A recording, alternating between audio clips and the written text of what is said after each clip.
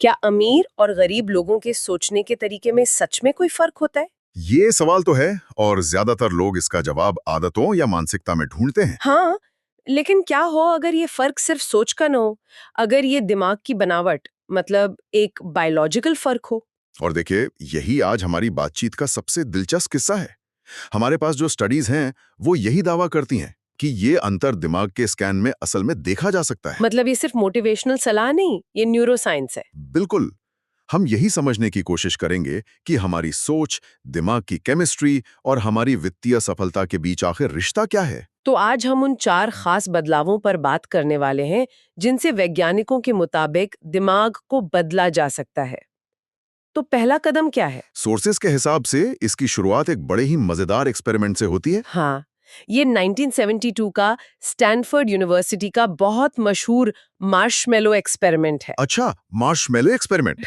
जी, psychologist Walter Mitchell ने लगभग 600 बच्चों के साथ एक बहुत सीधा सा प्रयोग किया। हर बच्चे को एक कमरे में अकेले बिठाया और उसके सामने एक मार्शमेलो रखा। और शर्त क्या थी? शर्त ये थी कि अगर बच्चा 15 मिनट तक खुद को रोक ले, हम्म। वो मार्शमेलो न खाए, तो उसे इनाम में एक और मार्शमेलो मिलेगा। मतलब थोड़ा सा सब्र और इनाम दोगुना। बिल्कुल। और छिपे हुए कैमरे सब रिकॉर्ड कर रहे थे। बच्चों के लिए 15 मिनट तो बहुत लंबा टाइम होता है। हम्म।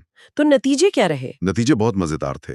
कुछ बच्चों ने तो मतलब 30 सेकंड में ही मार्शमेलो खत्म कर दिया। मैं सोच सकती हूँ। कुछ ने उसे सूंघा, खुद से बातें की, लेकिन हार मान ली। पूरी स्टडी में सिर्फ 30% बच्चे ही थे जो पूरे 15 मिनट इंतजार कर पाए। सिर्फ 30%? हाँ, पर असली कहानी तो इसके 40 साल बाद शुरू होती है। 40 साल बाद? हाँ, ये तो बहुत बहुत लंबा फॉलोअप है। साल बाद फिर से ढूंढा और जो नतीजे सामने आए उन्होंने साइकोलॉजी की दुनिया को एक तरह से हिलाकर रख दिया। क्या मिला उन्हें? जिन 30% बच्चों ने इंतजार किया था वो अपनी जिंदगी में ज्यादा कामयाब थे। उनके स्कूल में नंबर अच्छे थे, नौकरियां बेहतर थीं, इनकम ज्यादा थी और यहां तक कि उनकी शादियां भी ज्यादा सफल थीं। ये तो कमाल है। पर उन 70% बच्चों का क्या हुआ जो इंतजार नहीं कर पाए थे? ये सुनकर थोड़ा डर भी लगता है। उनकी कहानी बिल्कुल उल्टी थी। उनमें से ज्यादातर लोग कर्ज, मोटापे जैसी समस्याओं से जूझ रहे थे।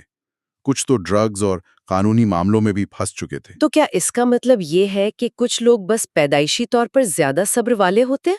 पहले तो ऐसा ही लगा, लेकिन जब इन लोगों के 40 की उम्र में ब्रेन स्कैन हुए तब असली जवाब मिला। अच्छा, ब्रेन स्कैन भी हुए?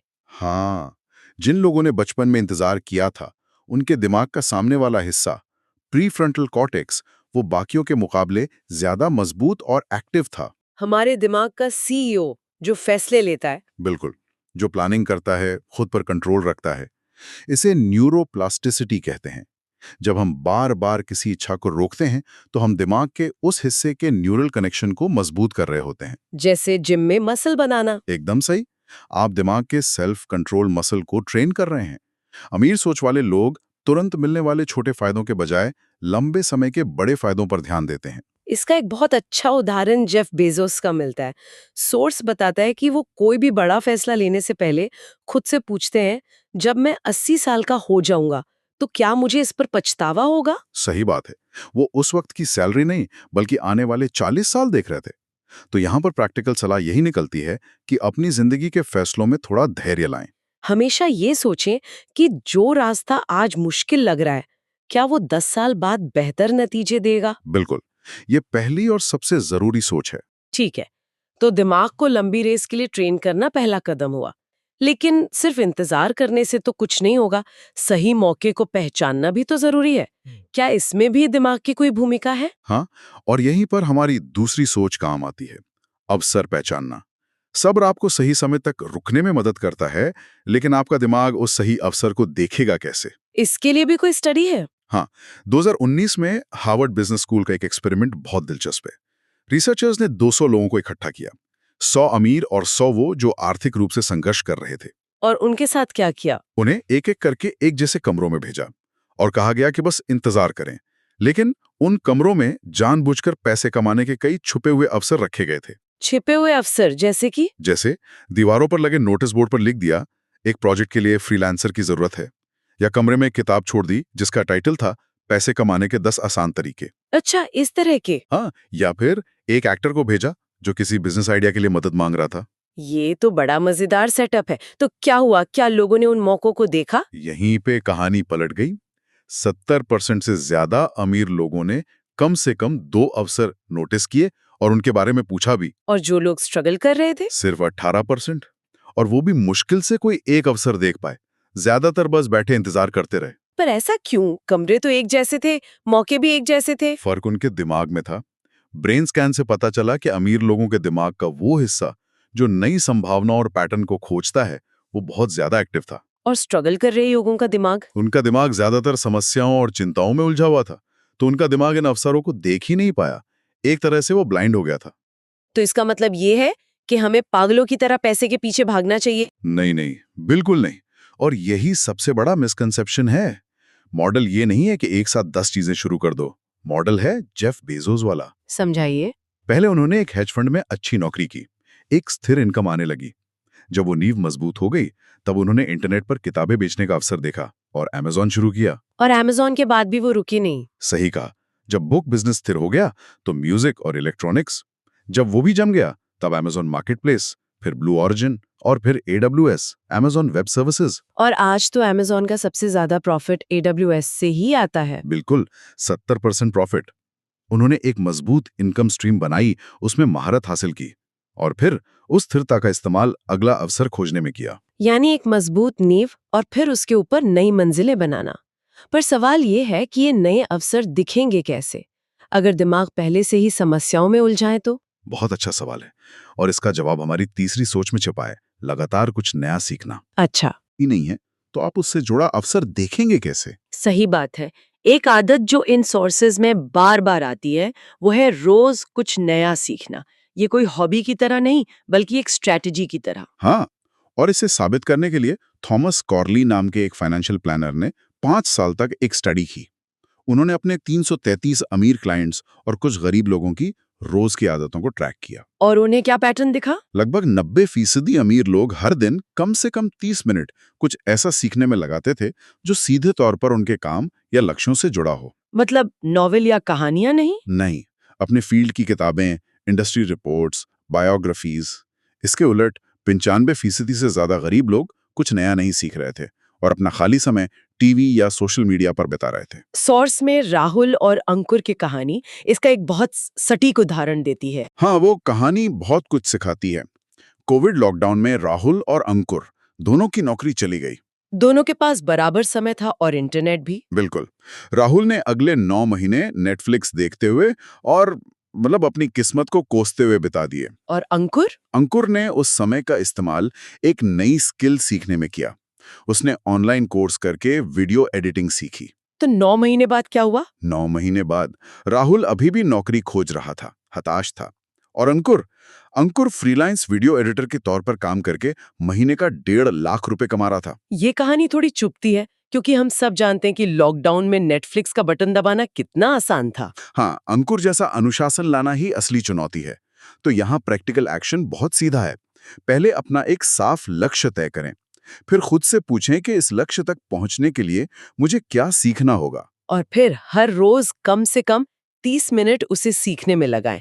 माध्यम कुछ भी हो सकता है, किताबें, पॉडकास्ट, यूट्यूब।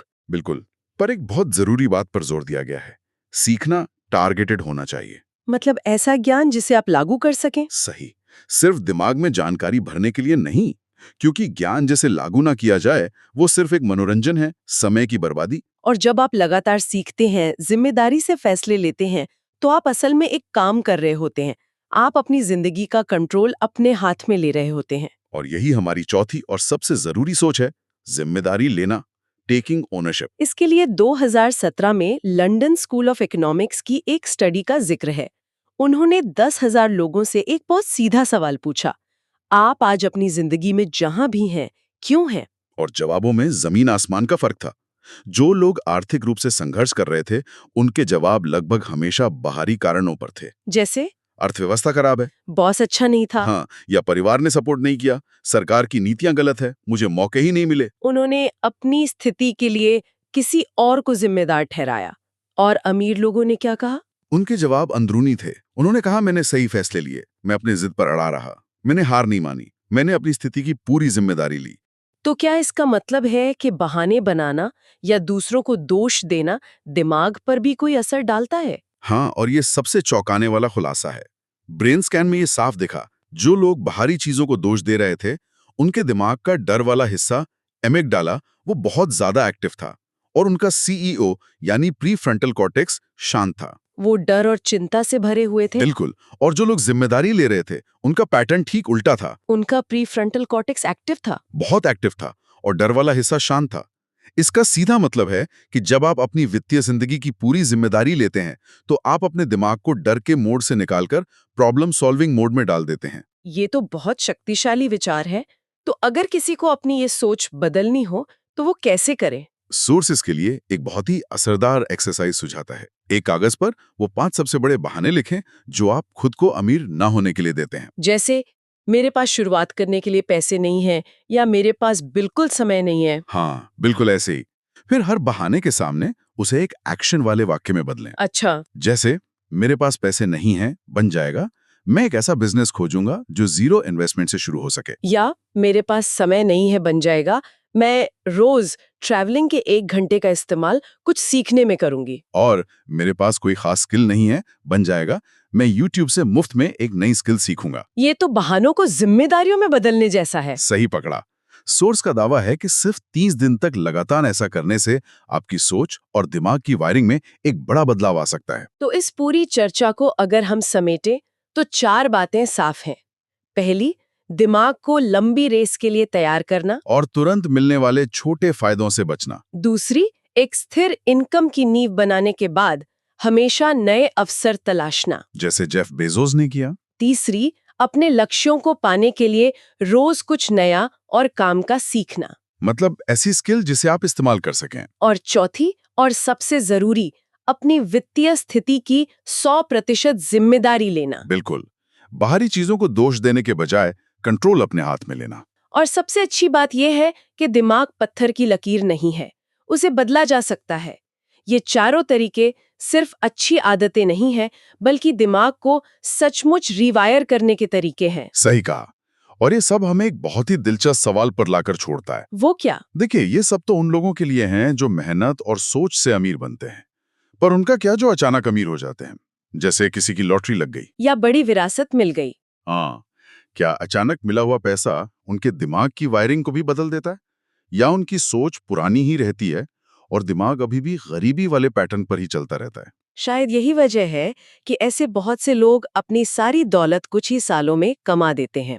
हो सकता है उनके पास पैसा तो आ जाता है, पर उस पैसे को संभालने वाली अमीर सोच नहीं आ पाती। इस पर सोचना दिलचस्प होगा।